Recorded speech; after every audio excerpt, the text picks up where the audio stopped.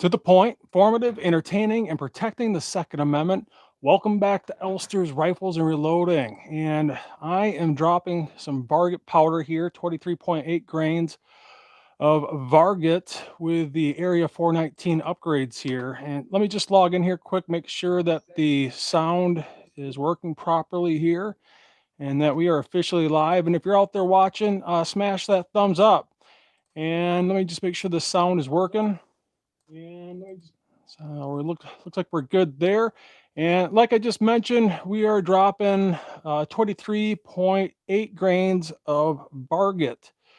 And I figured I would do this live for you guys. So like I said, we got the AREA419 upgrades here with the tray, pan, and the trickle base.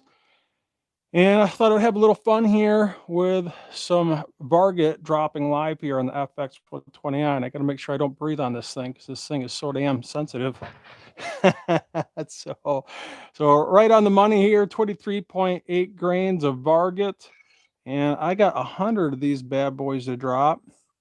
And I figured I would have some of you guys join me live, dropping some Varget powder here. One of the harder powders to drop, other than probably something like H4350.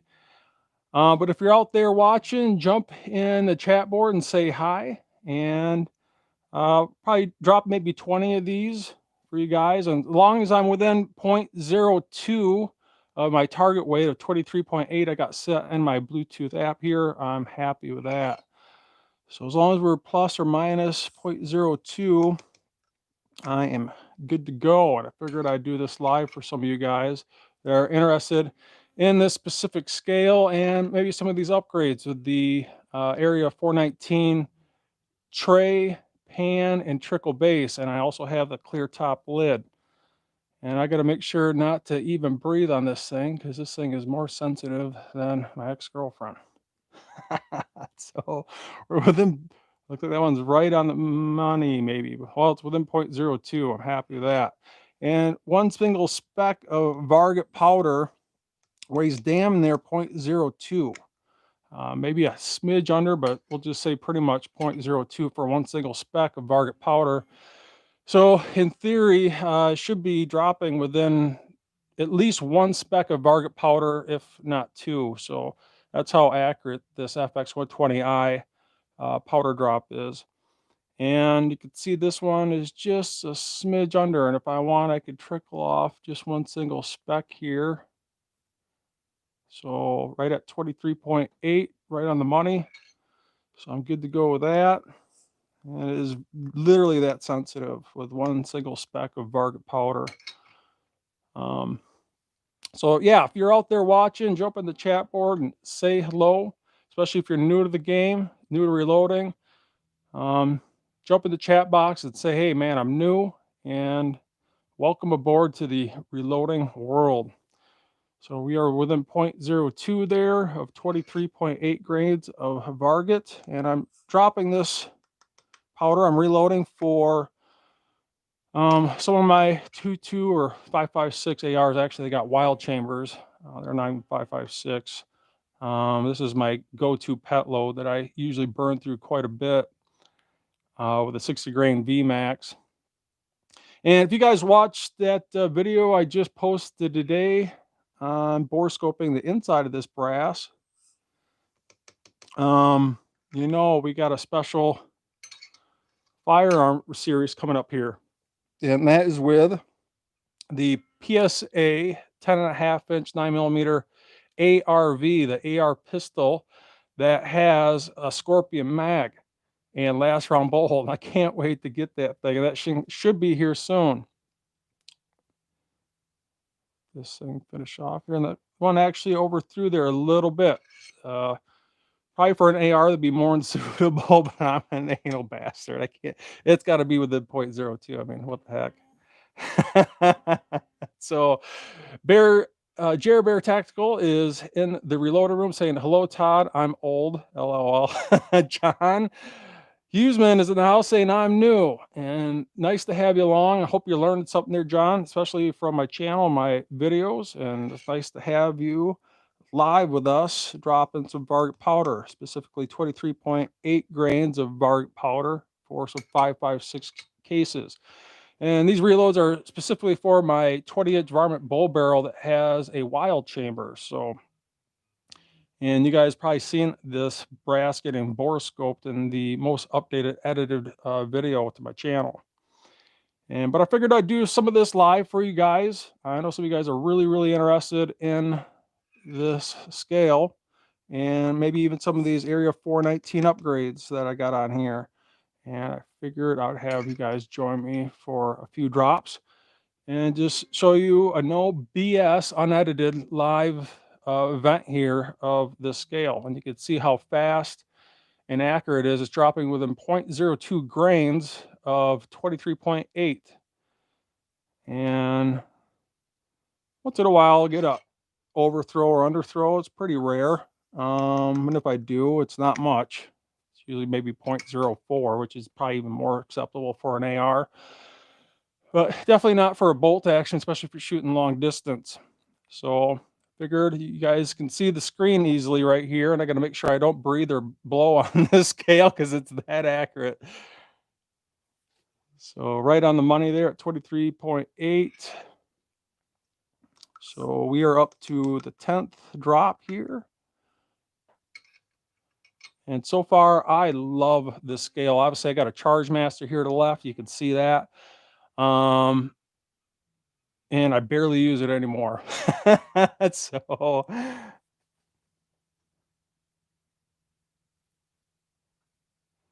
I'd also wanted to do this to show you some of the new wire harness upgrades that I did here. And I'm going to drop this other one, and I'll show you those upgrades here quick for the wire harnesses, just to show you what I did in order to make sure that these wires, circuit boards, and pins don't get busted off. Jerry Texas saying, hey, by the way, it's really cool that you helped out KB32 with advice you gave him on that 6 arc. That's my next build. I'm waiting on my barrel to show up. And yeah, you know, that's the thing about this reloaded community. It's all about learning from each other. I learned a tremendous amount from KB32, and you know, when he's at a pinch, he calls me and I give him advice. So it goes back and forth. It's just not a one-way street. And that not just goes for me and KB, but that also other amazing channels like Eagle Eye Shooting, X-Ring, Is Your Six Covered, all those amazing guys. We kind of, as a reloaded community, we all come together and we definitely learn and feed off of each other. And that's what I just love about the reloaded community. We are a tight-knit community that not only do we learn from each other, but we also support each other. And that's the best part. And it's amazing guys like KB32. And if you're new, if you've been around my channel for a while and you haven't, you don't know who COPPA 32 is, definitely jump in that search bar and type in COPPA 32, KB32, find his channel. Man, that John, he is an amazing guy, and definitely head over there and make sure you subscribe and hit that notification all, because I mean, talk about a down-to-earth kind of guy.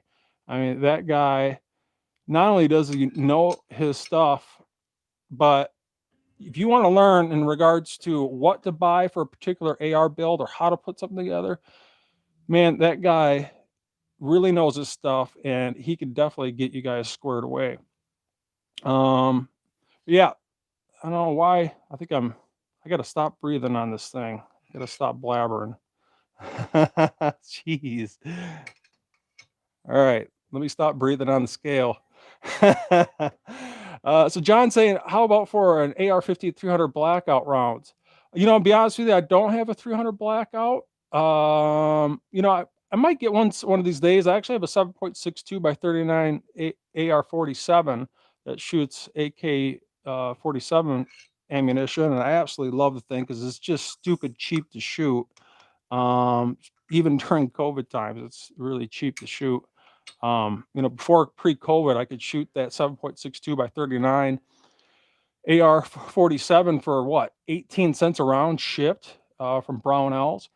And if you're not gonna, in my opinion, if you're not gonna put a suppressor on the firearm, I personally would just get the 7.62 by 39 strictly for that sole purpose. If you are gonna put a can on it and you're going for the ultimate quietness, but want something heavy hitting, then I would definitely look at the 300 blackout. But if you're not going to put a can on it, my personal opinion, I'd look at that 7.62 by 39 AR47, and I absolutely love mine.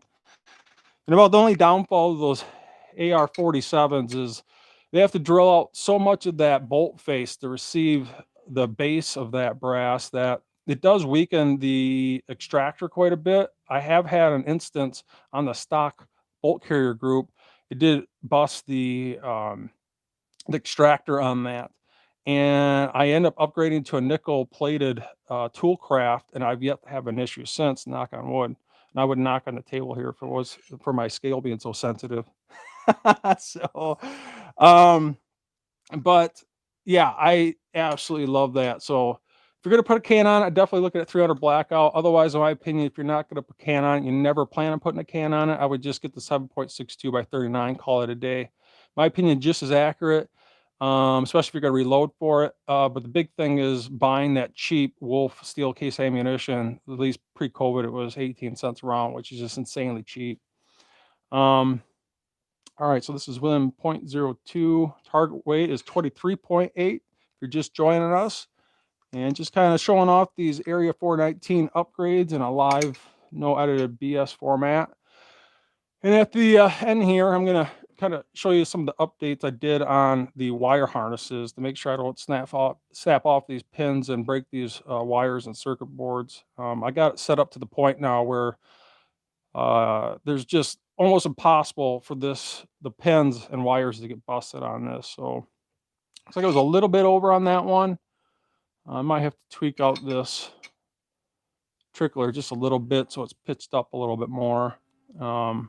Yeah, it seems pretty consistent so far. So if you're out there watching, jump in the chat room, say hello, especially if you're new, and let us know. But like I said, I just figured I'd just do this really quick for you guys. And if you've never seen this, I do have a video series on the specific FX12Oi powder drop scale with the auto trickler V3 combo powder drop and trickle unit. This whole unit here before the upgrades is roughly about $1,000 shipped once you figure in tax. With the upgrades, you're probably looking at another $200 to $300. If I was to suggest at least one upgrade, it would be at least the clear top lid. That'd be my first purchase. As a matter of fact, I would just get that right out of the gate along with the scale and the trickler and powder drop. Just get it right away. It's worth every penny just to see every single speck of powder drop out of that trickle tube. And the more and more I use this AREA419 tray and pan and this trickle base, other than the mod I had to make to the trickle base, if you watch that specific video on my video list, also worth every single penny. And I love this pan. The fact that this pan is not glass, powder doesn't stick to it because it's aluminum. I absolutely love it. And I actually love it so much that I ordered another identical AREA419 aluminum pan, so I could get that to weigh the exact same amount, so I could put this in hyper mode. So while I'm pulling this one out and dropping powder, I'm putting the other one in, and that one's receiving powder while I'm dropping powder. And I could do that easily by putting a little piece of electrical tape on there and keep on cutting electrical tape and putting that on the other pan so that both pans weigh the exact same amount. And you're about to see that here really soon. And that one over dropped by 0.02. So for an AR, that'd probably be acceptable, but not in my world. It's got to be 0.02 or better. So yeah, pretty darn accurate. Like I said, I can't even breathe on this thing. It's so sensitive.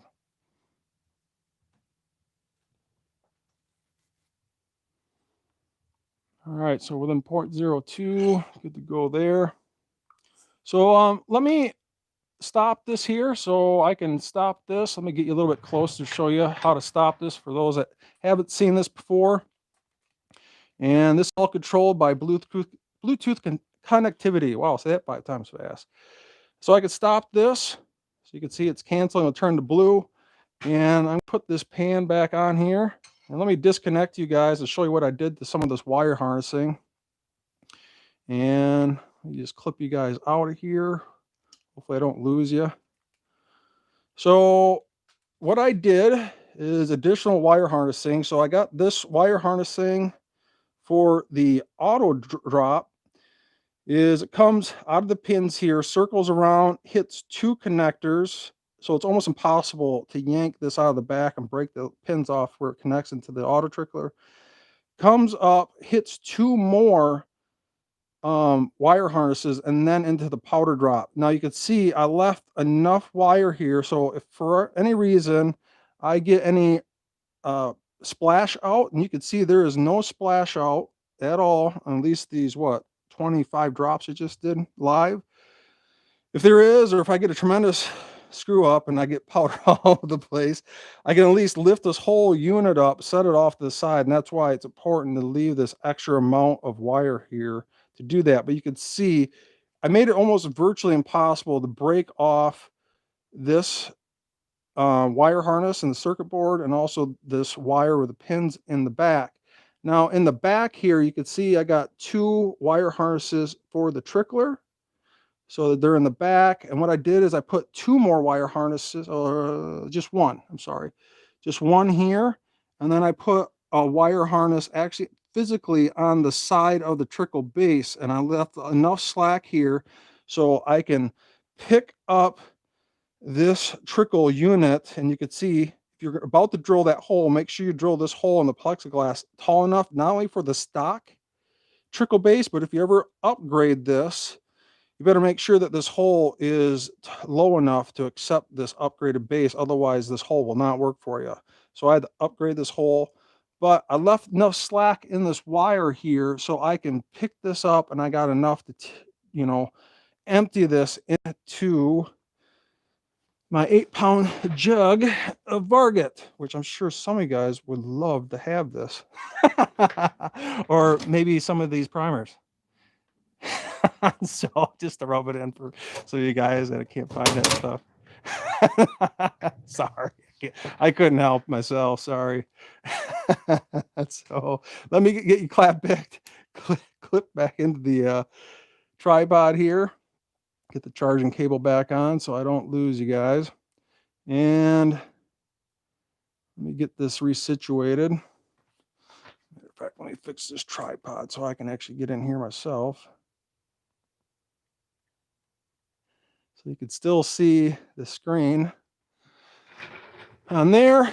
And this pan weighs exactly 749.22 or 20, somewhere around there. Depends on if I'm breathing on this thing or not.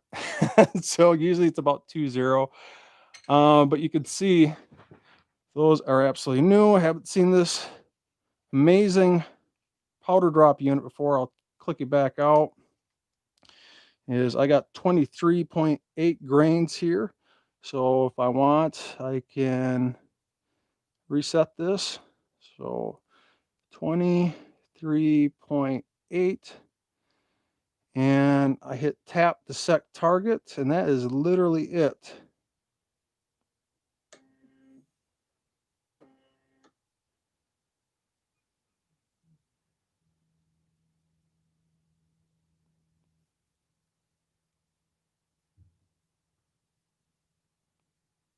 And you can see I put some markings here on the back. I put an X on the front of the tube so you can actually physically see this thing turn.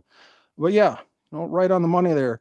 And it's one of those deals where if you don't know, you just don't know. And once you use it, it's hard, really hard to go back, especially something like a Charge Master. Now, don't get me wrong, I love the Charge Master. For the money, it's very hard to beat. It's very dependable. But man, if you could afford it, like I said, don't buy a reloading kit. Buy the best products you can use in the reloading room, and buy the best that you can afford. And when it comes to powder drops, this FX12Oi is really very hard to beat. So,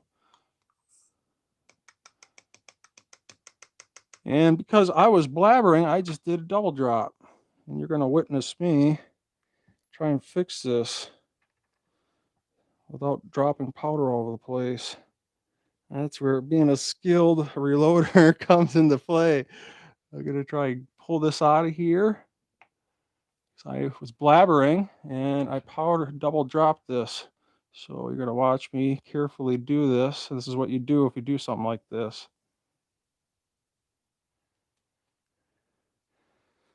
That's where you should be really paying attention, not doing this live. But, oh well, I've been doing this long enough. Should know better. Always move your funnel the second you drop powder. All right, back on track. That's how you fix a double drop. So let's try that again. I'm going to just refresh this, make sure my live feed's still working. All right, so Plow saying I got a good load worked out for the 6.5 Grendel with Varget. That is awesome. Matter of fact, if you're new to reloading, especially with the 6.5 Grendel, I have an entire reloading series on the 6.5 Grendel. If you check out my playlist area, I have a start to finish and part 2 and part 3 of that series, the PSA 6.5 Grendel, showing exactly how I reload for my PSA 6.5 Grendel. Man, I tell you, that's how sensitive this thing is. You can't even breathe on it. So within 0.02,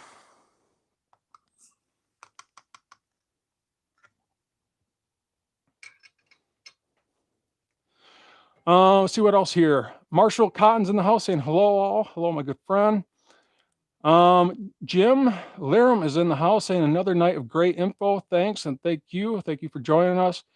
Robert Powell saying, hi, Todd, I'm a new subscriber. Talked to you the other day about your nailer and also going to pick up my 10mm Banshee tomorrow. Pretty excited by getting that. Man, you're going to love that 10mm, especially on the velocity. You know, destroys that 40 Smith & Wesson, other than the price of the ammo, especially right now. So hopefully you're going to have to reload for that. And I hope you're learning how to reload for 10mm. Trust me, you're going to have to do that. So it looks like this one's hovering a little bit between 7.6 and 7.8. Matter of fact, I can trickle off one single spec here. See if I can do that here. It's right there, one spec. So right on the money.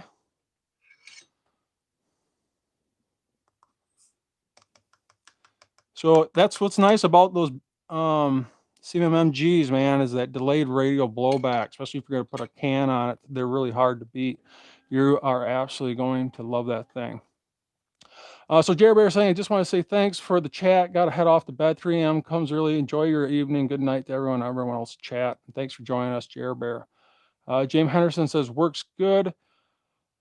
Levi comes saying, sorry, Ray is doing his giveaway. Oh, he must have been live himself. So, all right. So another drop here, right on the money once it's settled out. Looks like I got to refresh this once in a while because for some reason your chats aren't showing up right away. So let me know how the video and sound is. So while I'm doing this, I'm also keeping an eye on drifting. So you can see it's hovering between 749.2022, somewhere around there.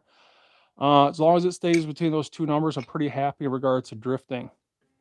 If I start to notice it drifting off dramatically, then we're going to have issues. That starts drifting off way down south or way up north. We're probably going to stop the process, figure out what's going on, see if I got some electrical interference or something, and recalibrate. But so far, it looks like we're doing pretty darn good. So, like I said, I figure I'd jump on here and do a live. Did I double drop another one? Gosh. Jeez Louise, Todd, pay attention. Well, at least you know it's live. Jeez. This is why you don't do this while you're blabbering. Maybe I should stop while I'm ahead.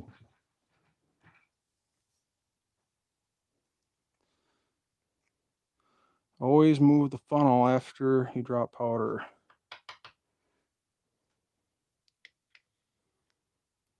All right, so this one's full. This one's full. All right, I need to pay attention here. So I'm probably going to wrap this up here quick. Obviously, you can see I'm not paying attention probably one of the worst things that you should do in a reloading room, making sure all my powder levels are even. Moving on to the next one here. So if you got any questions or concerns or whatever, let yourself be known. Otherwise, I'm probably going to wrap this up. Otherwise, I'm going to keep on double dropping powder here. At least you know how to fix that if that ever happens to yourself. So let's see what else we got here. Jim saying, on your 6.5 Grendel rounds, your favorite primers for this cal. And I usually use, God, I'd have to check that out. I don't know. Check out that reloading series. I can't remember what I used on that specific series. Check out that and it will be, I think they're CCIs. I think they are. Just check out that series. It's pretty in-depth. I think you'll really enjoy that series on the PSA 6.5 Grendel. CMNDO97 saying, hello, everybody. And we got another drop, then 0.02. Make sure I'm not double dropping here, for crying out loud. Gosh. And we are dropping 23.8 grains of VARGET for those that are just joining us. Robert Paul saying, yes, Todd, I'm a reloader. I've been doing it since I was 16 years old, and now 73. And I like you. I've got a good stock of powder, of primers, and everything I need. A good video. And thank you, my friend. And like I said, man, if you guys aren't stockpiling, well, the getting's good. The prices are good, man, you should be. And I tell you, the second those primers come back to normal and back in the stock, I am going to stock up like there's no tomorrow. I got a feeling that's going to be, well, another half a year past the election. God knows, you know, God knows if Biden wins, hopefully he doesn't, you know, he could get tremendously bad. So we'll see what happens. Chris Smith is saying, what's up, guys? Conservative Sniper Hunter is in the Elfster's reloading room saying, what's the Elfster's doing today? And I'm dropping 23.8 grains of VARGET powder for my wild chamber, 20-inch bull barrel RRA AR firearm, one of my pet loads. And I figured I'd just do this live for you guys in an unedited BS situation if I don't keep on double dropping powder in these cases because I'm blabbering too much. So Jerry Parker is saying, everybody hit the thumbs up. We got 30 people watching right now. So if you're out there, jump in the chat box and say hello. And if some of you guys are just joining us, you're not familiar with this scale. This is the FX12Oi that is ultra sensitive. And as long as I'm dropping within 0.02, my target weight of 23.8, I'm happy with that. And like I said, one speck of VARGET powder is pretty much 0.02, maybe a little less. And theory, we should be dropping within one speck of VARGET powder, if not two. So that's the benefit of one of these FX12Oi scales. AR Guns 1776 saying, hey, nice to have you along. Conservative Sniper Hunter is saying, if you find AR2208 on the shelf, buy it. It's exactly the same as VARGET. The same is true for AR2209, which is H4350. I tell you, the H4350 is hard to get. I know Powder Valley actually had H4350 yesterday. 1 pound jugs for a little less than 30 bucks. Hard to beat.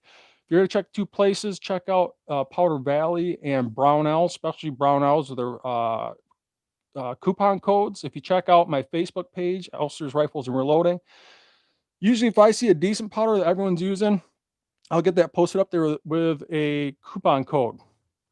So make sure you're checking out my Facebook page and make sure you follow. I'm posting not only amazing deals on bullets and powder, but if primers ever do come in sale, that's probably the first place you're going to get a notification on. So what else? What do you got here? Christmas is asking, what are we loading tonight? And I am reloading 23.8 grains of VARGET powder for my 20-inch bull barrel wild chamber. Plows it. I use the Fed AR-15 match primers for my 6.5 Grendel.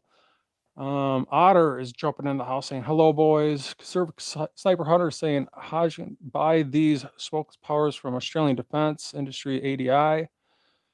Crazy Gearhead saying, new to the channel, keep up the great content, and nice to have you along. And it looks like it did get an overdrop on that one. So I'm probably going to wrap this up here soon.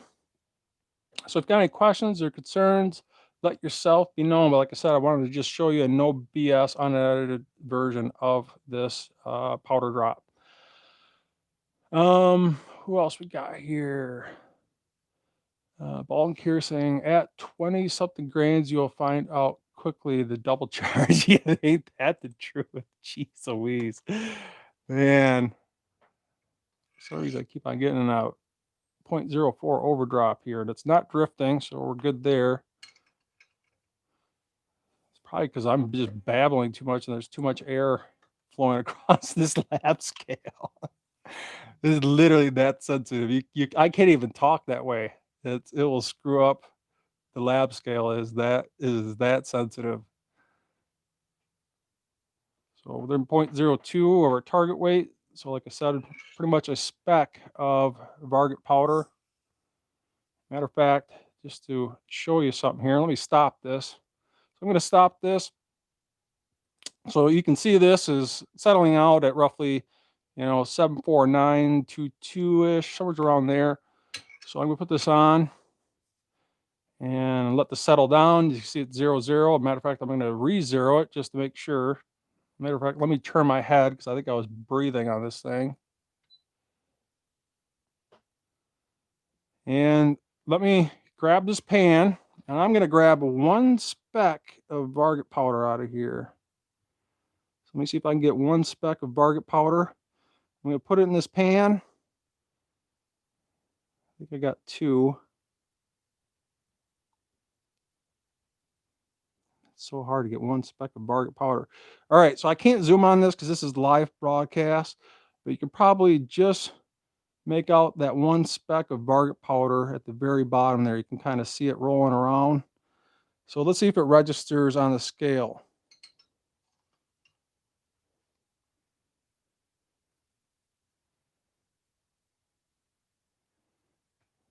So it doesn't register. So let me grab one more speck here.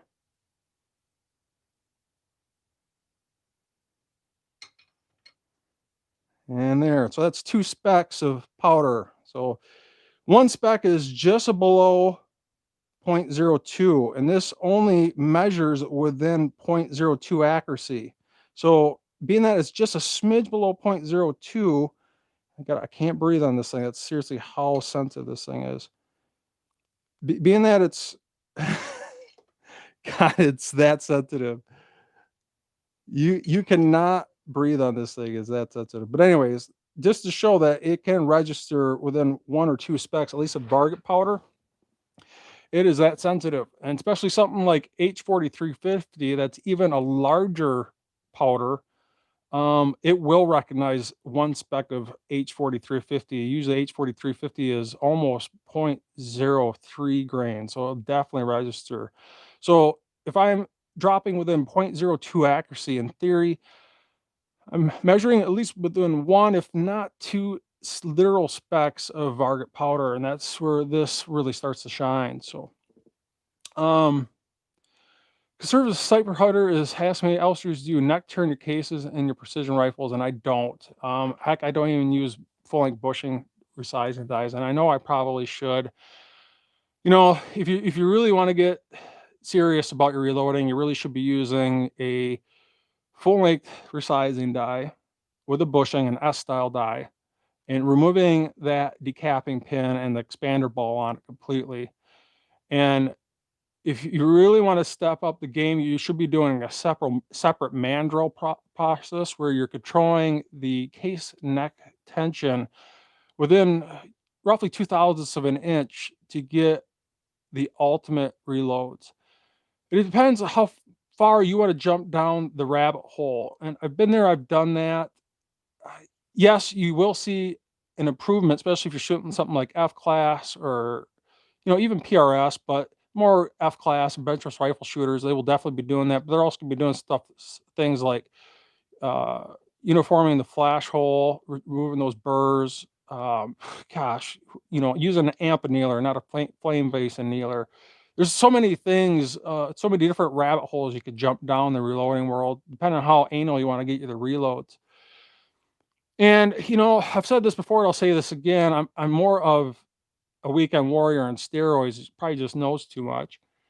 And like I said, if you really want to step up the game, you really should be using a full length resizing bushing style die, an S style die with that decapping pin and expander ball removed, and either setting your neck tension correctly with the correct bushing in there for roughly a 2/1000th of an inch neck tension. But if you do that, you're most likely going to have to turn those necks if you want it done properly. You get unevenness on those necks, and you really need to make sure that they're turned. That's just more processes that I don't want to go. Around here, it's pretty rare to shoot over 600 yards. If you're definitely shooting, 1,000 up to a mile, you're definitely going to want to start doing some of that. Hell, I don't even chronograph, and I know some of you guys know that. I don't even chronograph my rounds. But if you really want to step it up in the next game, S-style bushing style die, controlling those necks, even with a separate mandrel process, with a mandrel die, and getting that neck tension just perfect, roughly 2/1000th of an inch. And that's what I'd recommend doing if you have the time. And it just depends. And I've known some guys that used to neck size only, and then no one does that really anymore. Everyone full length resizes now with some type of S-style bushing die. And I've been kicking around doing that. I just don't know if I want the extra steps. What I have seems to work just fine for me, at least for 300 yards or less. And once in a while, I do shoot at 600. But, I have shot at 1,000, obviously, and I've shot up to a mile. Some of you guys have seen that in my videos. But, usually in the Wisconsin woods, if you don't know a farmer with 1,000 yards available, it's pretty hard to shoot past 600. So it just depends on how far down the rabbit hole you really want to jump. So Otter's saying, with your AR rifles loading, does it make much difference using a fancy FX120 versus some general scales? And I've used the Charge Master for many years. In my opinion, the Charge Master is the absolute minimum of what I would purchase. Usually if you find a good deal on it with a coupon code, especially our RCBS rebate, you can usually get a Charge Master for, under $300. Anything under $300 is a pretty decent deal. If you can get in the $250 range for a Charge Master, that's what I'd recommend doing, especially if you're new, as an absolute minimum, in my opinion. But just kind of showing you guys how, not only how crazy fast this thing is, but how stupid accurate it is. Within 0.02, literally within 1 or 2 grains of Varget powder. With H40 Thrifty, it's literally within 1 grain of powder. And that, but then again, it's about what you can afford and what you can do. If you're starting out and you don't have a tremendous amount of money, regardless of the situation, never buy a kit. Always part it out, and always check out the description box below. I have a link to pretty much everything I use in my reloading room, other than the FX120i and the Forster Coax press. But buy the absolute best equipment that you can afford and upgrade over a period of years, and that's exactly what I did. And some of you guys actually witnessed that on my channel over the last 6 years, other than the 2 years I went through that cancer BS. But on a positive note, on the cancer BS, I have hopefully my one and last final MRI, X-ray, and CT scan coming up here in November. That'll be my 5th year. Hopefully I will be in remission by then. Be honest with you, in this last go around about 6 months ago, they were a little bit worried that that cancer might be coming back, so they're keeping an eye on that. If some of you guys don't know, I had about a woman's fist-sized chondrosarcoma tumor removed from my C6 and C7 spinal cord. Is literally invading my spinal canal. And it's one of those things that's not only is it life-changing, but it gives you a different perspective on life. And that's where, less time in the reloading room, more time out in the range pulling that trigger. But anyway, so see here.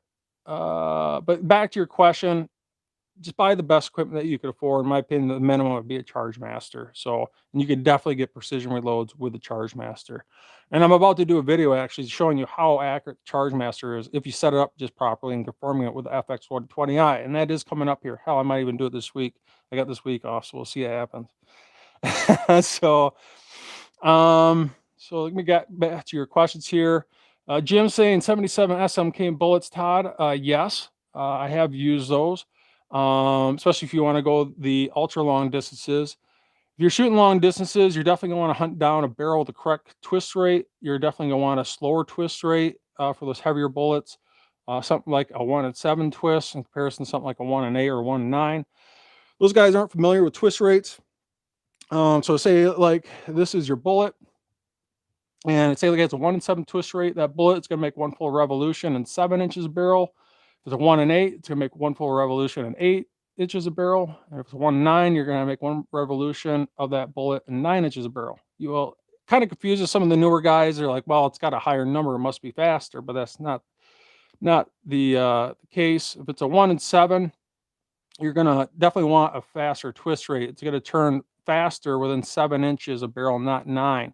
I might have said that wrong earlier. I'm sorry.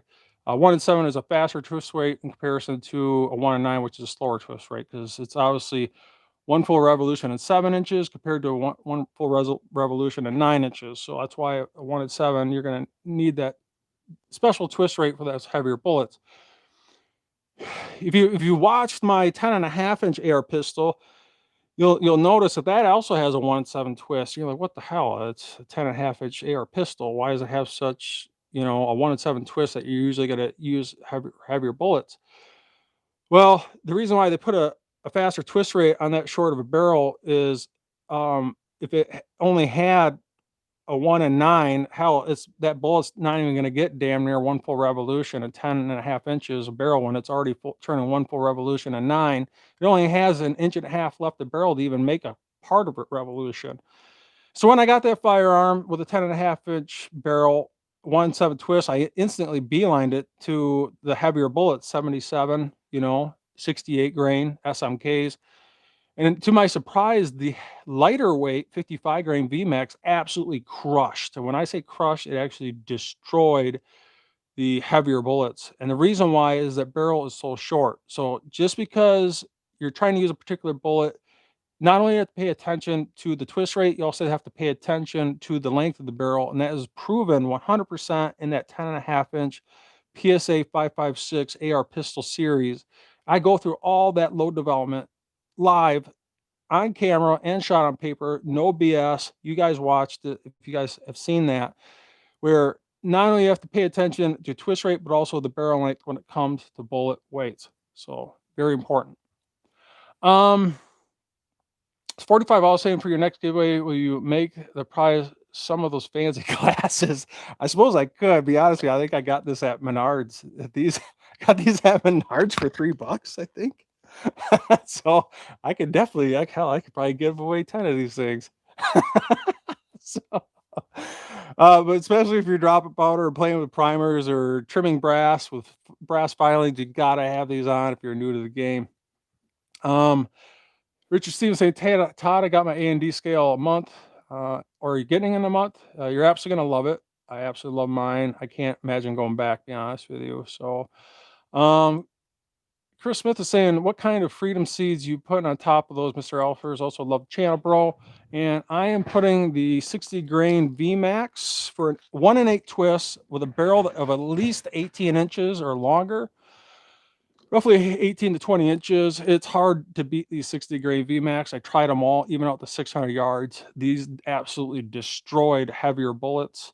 I was printing less than 2-inch groups, very sub MOA groups. My 20-inch varmint bull barrel, Rock River Arms. That's a wild chamber. And that is my pet load. It's the 60 grain VMAX with 23.8 grains of VARGET powder, and once fired Lake City brass that I bought online, 1,000 pieces for roughly $1,080. Sorry, 1,000 pieces for $80, and CCI 400 primers. That's my pet load. Yeah, no matter what I put that load in, it just destroys. If it's got a wild chamber or 5.56 chamber and the barrel is at least 18 inches or 20 inches, it just destroys, absolutely destroys. So CMNDO saying got to take off by AR Guns 1776. So I use Type S bushing and writing dies, and I highly recommend getting those. If you have the time and the money, definitely go that route. So Service Cyber Hunter saying a mandrel will even out the inside neck thickness for uniforming. That's 100% correct. Rich Stevens saying, I got my A&D scale a month or two ago. You helped me out with several questions in the learning curve. Thanks a lot. Love the scale. Been loading for about 50 years. Love it. Thanks again. And thank you once again for watching the channel. We got 31 people watching, so don't forget to smash that thumbs up. And if you're out there, especially if you're new, join in the chat room. Service Cyber saying the Lee Collet die does the same thing, even out the neck tension for better uniformity, and that is correct.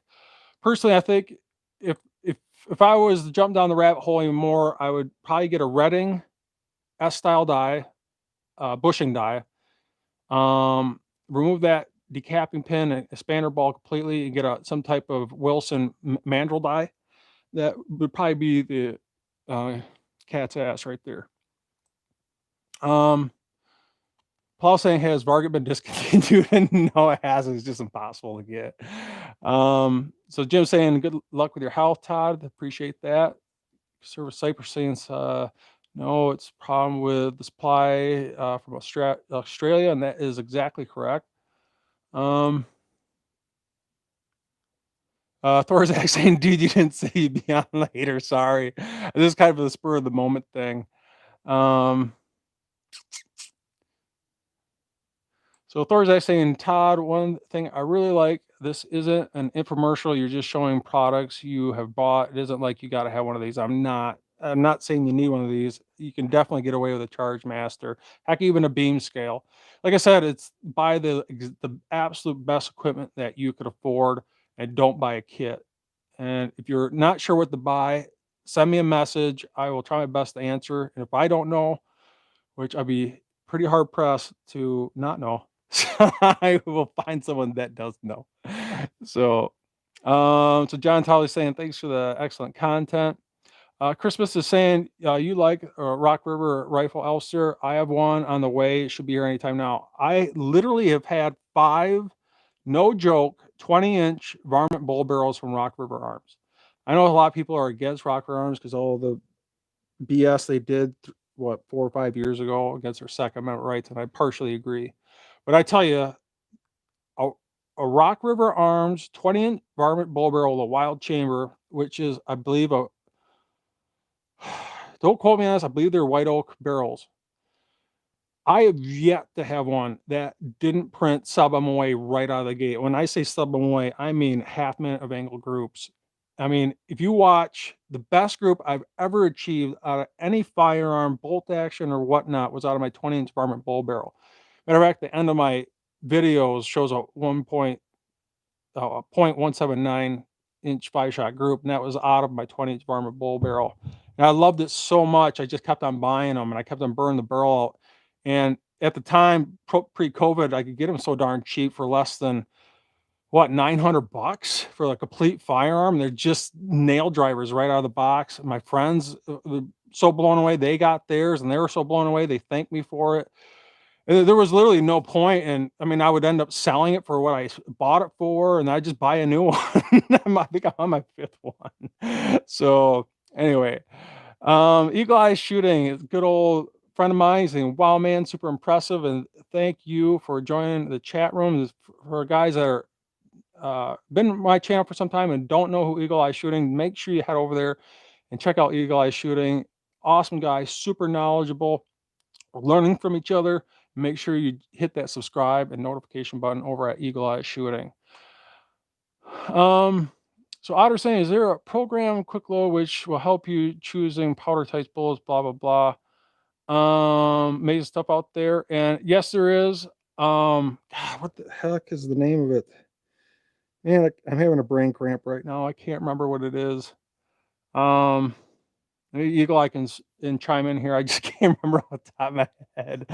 Because there's Cypher said, what's your favorite pistol dies? I tell you, I never get pistol dies that do the seating and crimp in one. I started out with that, and I absolutely hate them. I wish I never bought them.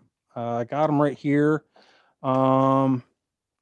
I think they're right here. Oh yeah, they're over here. And my 40 Smith & Wesson 45 ACP, they have the taper crimp and seating all in one. I absolutely hate them. They're pain in the butt to set up. So lately, when I went to my 9mm, I went and got the Lee Deluxe 4-die set that has the factory crimp die in it, which it does, I believe, a taper crimp, and I absolutely love it. Matter of fact, I just got done doing that reloading series on that, and I'm super impressed with those dies, especially for the price. I mean, holy smokes. I mean, they're just dirt cheap, and they seem to be rather effective. So I might upgrade my other pistol dies, but I'm gonna be honest with you, I sold my 40 Smith & Wesson, don't have a 40 Smith & Wesson anymore. I only have 9mm and 45 ACP, and I rarely shoot my 1911. So who knows? I don't know if I can justify a whole new die set just to get, I don't know. They're pretty cheap. We'll see. So, all right. So Thor's axing, Eagle Eye saying, I'm still struggling to get a coax, and Todd puts out this cartel quality machine, and it is hard, man. I love my coax. I've had this for what, 4 or 5 months now, and I couldn't imagine not having it. The concentricity is so off the charts, and I'm about to show that to you and the guys in a future series. Matter of fact, I got this Sinclair concentricity tool here, and I'm about to show that here in a future video, and it's freaking awesome. I mean, it is just awesome. Matter of fact, I might be able to pull out one of these. I've been resized on this thing, and I'll just show you here. Just show you how insane this is. I don't know. I'd have to reconfigure my entire setup here. Let me try this. God knows I'm doing it live. What the hell? Reconfigure my tripod here, and just to show you the necks on this, and you guys just watch. This is spur of the moment. It's not something I planned, but this is just one piece of brass I just randomly picked, and just to show you how the concentricity is on this neck of this one piece of, this is Lake City brass, by the way. This is fire out of a military grade firearm. So let me get this 0 set here. So here's a 0, and let me see if I can get this up close here. But I'm going to spin this neck, and you're going to see that there is less than a thousandths. It's not even really registering. It's just staying at 0. So I don't know if you can make this out, because this won't really zoom in because it's a live feed. But just to show you how amazing the concentricity is, I got to make sure I spin this just right. I can't do this with the camera in front of me. So do this again. So I'm spinning this back and forth, and you can see that it's not even registering a thousandths. Be careful. Like, it's hard to do this with the camera right in front of it. Dang it. Just give me a second here. So you can see it's not even registering a thousandths on this neck. This is Lake City brass that was just beat. Let me grab another one here. I didn't even plan on doing this, but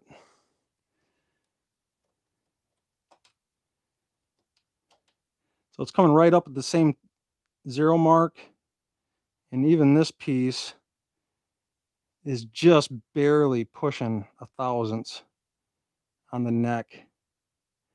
Zero this out here. So this is at the high spot right there. So that'll be right about there. So not even a thousandths. I mean, it's barely moving. Let me grab another one. Some of these necks might have a little bit of a dent in them, but case body. So yeah, so I'm spinning this, and it's not even registering a thousandth of an inch. hard to do this with a camera directly in front of me. Just move this thing ever so slightly. This is on the neck, so obviously when I seat the bullet, so you can see this right here, not even a thousandths. So yeah, you know, fun little toys. It's all about the toys. So let me get you guys back up here and running.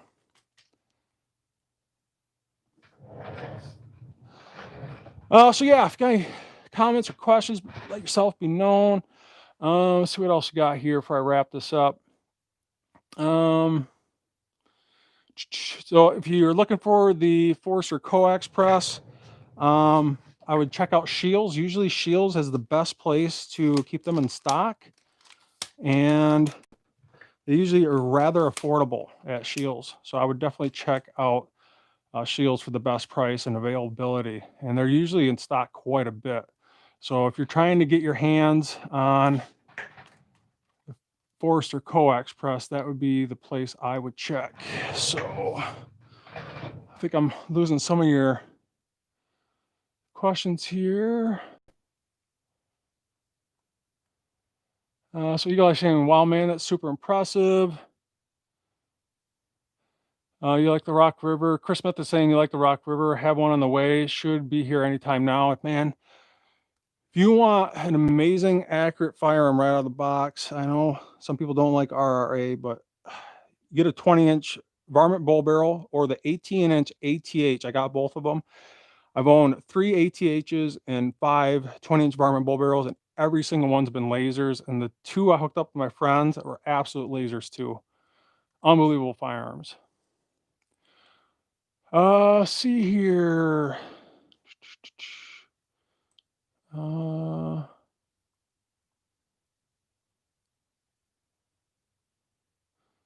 So good old Alaska One Andy is in the reloading room.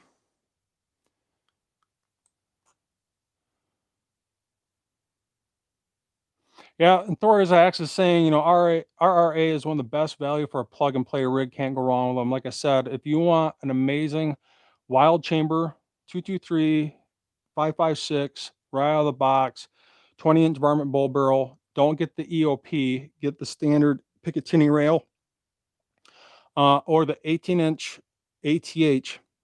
The 18-inch ATH from RRA is, in my opinion, the best bang for the buck right out of the box, most insanely accurate firearm that you can get, and it's a dual 18-inch AR platform that can not only, that's what it stands for, Advanced Tactical Hunter. You can go coyote hunting with it one day and go out in the range and plug just bullet holes and paper with it, and it's insane. It's absolutely insane.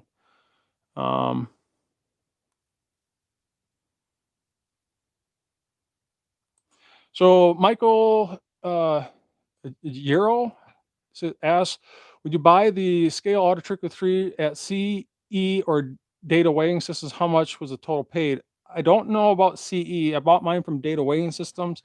I tell you, those guys at Data Weighing Systems are awesome. I mean, they are so easy to get along with. And no joke, they had them in stock at the time I ordered mine. And I know they're having issues getting the Auto Trickler right now. They have the lab scales right now, but the Auto Trickler, I believe they're 2 to 3 weeks out. I got mine in less than a week, but they just happened to be in stock at the time, and I got mine shipped with tax for about $1,000. So I think right now they're a little less than $1,000. Worth every penny, in my opinion. And you guys just watched this live. I mean, no BS, dropping just insane powder drops. So. Good old Is Your Six Covered is rolling in saying, hey, buddy. Eagle Eyes Shooting saying, I'll have to go check that out. Thanks. What else? Service Tiger saying less than 1,000, no neck turning allowance of that brass. And no joke, I have not exaggerated. That brass came out of here. This is just crappy Lake City once fired military grade brass that I bought from a guy, 1,000 pieces, probably shot out of an M16 or a Scar, I don't know, some type of military grade firearm, but they all had matching head stamps, and that's why I wanted it. just crappy Lake City once fire brass. It wasn't even fire out of my firearm. That's where that came from.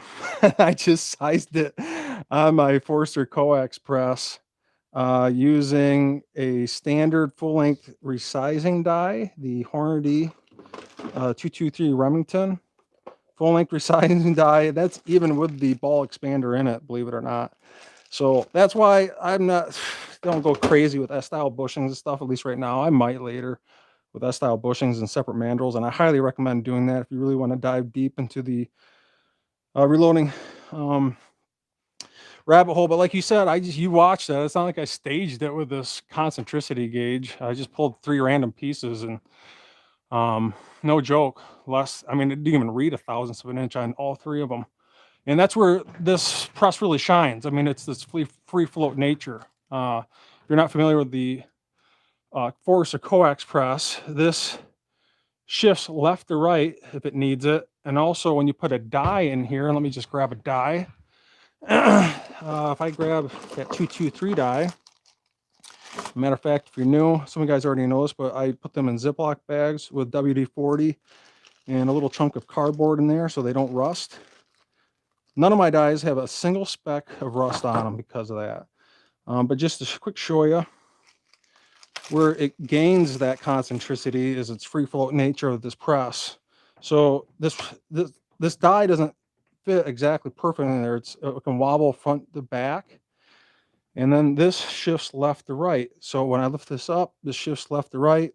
This shifts front to back, and that's where it gets its free float nature. So if the brass might happen to be a little bit out of alignment on the shell plate corresponds with the die, that free float nature between these S jaws and the looseness of the die, that's where it gains its uniformity and its concentricity. And that's why when I bought a press, I wanted the best press that money could buy, the best bang for the buck press. I contacted some of my best friends in the bench rest rifle world, and especially James Phillips, which used to be a 600 BR bench rest rifle shooter holder. And that's what he used, and that's what he recommended getting, and that's what I got. So, and I'm super ecstatic with it. And I got a whole series on that also, especially with the UFO lighting and the easy access linkages. Absolute must. And if you're doing something like 223 or pistol, you can get this limiter here, so you don't have to run the press handle as far. So this will stop the handle here. So it only has to go, what, probably, I would say less than 40 degrees. Or if I'm doing big cases, I got to take this out, but then I have to rotate this damn near a whole 180 degrees. So whatever. So awesome product. Awesome product. What else we got here? Drew's saying, I just now getting a notice of all your live shows. Hello all. Yeah, make sure when you're hitting that notification bell, you're hitting notification all. Really important to do that.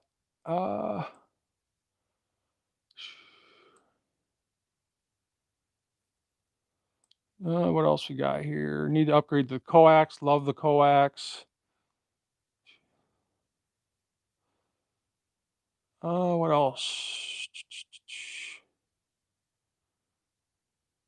So Otter saying free floating, does the mech not do that also? And the mech marksman also does this. It definitely does it. But the way the mech marksman gains its free float nature is in the base of the shell plate itself. It gains its free float nature from the shell plate, where this has more of a XY free float nature on the shell plate and the die. So that's both are amazing presses. Matter of fact, I think, and if Eagle Eye's still watching, I believe he has the mech marksman, so it might be a good question for him. I think he likes his. But I tell you, I really, really like my Forster coax press. It's really hard to beat. So AR Guns 1776 saying, I love my coax. Noah is also jumping in saying, love the info. And Otter saying, okay, gotcha. Thanks, bud. So All right, so we've been doing this for almost an hour already. So I just, like I said, just wanted to show this to you guys. And yeah, really happy with the AREA419 upgrades for FX12Oi. I gotta get the rest of this drop for my girlfriend flips her freaking shit because I'm staying up too late. Last thing I want her is to listen to this thing going dripping off powder here at freaking 10 o'clock at night. She's gonna freak out. um Quick questions here. Drew saying, what do you recommend for cleaning devices from powder residue or upon cleanup? So if you do not have brake cleaner in your reloading room, you're not doing it right, in my opinion. You should always have non-chlorinated brake cleaner. And I usually will clean up my dies with brake cleaner first to save money. You can get this big can for $2.50. It lasts forever for general cleanups, and then usually follow up with Hornady one-shot dry lube. And you know, I use brake cleaner for literally everything. You know, and also brake cleaner is great for cleaning your bench top. And this is another reason why I recommend using kitchen countertop for your bench, because I bet if you have a wood bench, you cannot do this. Wood benches suck. And this is permanent magic marker. This is not some BS marker. That's permanent magic marker. I'll even let that dry for a bit. Matter of fact, I'll even blow on it. And that's why I recommend using kitchen countertop. And if you got to clean it up, use some brake cleaner. And I guarantee you cannot do this on your wood polyurethane bench top.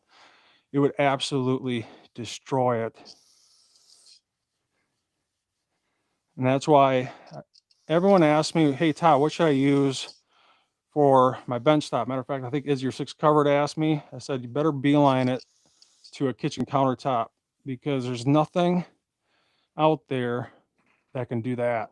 So that's why. So yeah. See what else we got here.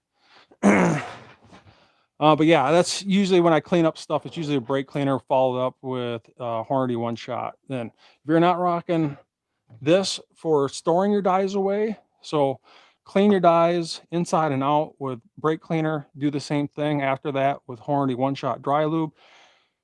Spray out those cedar dies or whatnot with some compressed air. Put those dies in a Ziploc bag that has another thing to keep in your reloading room is WD-40. Get a bag, spray WD-40 in the Ziploc bag with a index card or a piece of cardboard. Soak that with WD-40 and your dies will never rust. So, and matter of fact, I do that also with my, where is it? Right here. I do that with my powder drop because I rarely reload pistol. So I put a Ziploc bag full of WD-40. You can see the index card here soaked in WD-40. And this has been in there for a year before I touched this on that last how to reload pistol ammo. There's not a speck of rust on that thing. If you follow those methods, you won't have to ever worry about rust on your dies or anything. So you got 33 out there watching, and make yourself known in the chat room. Hopefully you guys are learning a thing or two. What else you got here? I got to wrap this up, guys. Sorry, I can't answer all your questions. But if you happen to miss this FX12Oi dropping this powder just now, you can always watch us after this live event. And usually these live events, especially these long ones, seem like they take 12 hours to process for some weird reason. Conservative Sight Hunter saying, do you ever trim 9mm brass? No, I don't. I don't trim any of my pistol brass. Straight wall cartridges like pistol brass, I don't. I just give her hell until the case splits. What else? So yeah, I think that's it, guys. I really got to wrap this up. Hopefully you guys learned something. Hope you guys enjoyed watching this. Dropping powder live, no BS, unedited. I always like doing that because I love proving points. And I hope you guys enjoy this content. I hope you guys enjoy this information. And if you do, scratch my back, and I will continue to scratch your back with this amazing content by not only subscribe, like, and share. Hit that notification bell. When you do hit notification, make sure you hit notification all so you guys get those notifications. Try to give you guys a heads up on live events. It's pretty hard to do it. Sometimes it's spur of the moment, just like this. But if you have any questions, jump in the community tab or check out my Facebook page. Not only am I posting insane deals on there with coupon codes, but if you got any questions, you can just jump on there and send me a message on Messenger, and I will try my best to answer it. And if I don't know, I will tell you I don't know, and I will find someone that does know. Well, you guys take it easy, and I will see you guys in the next video.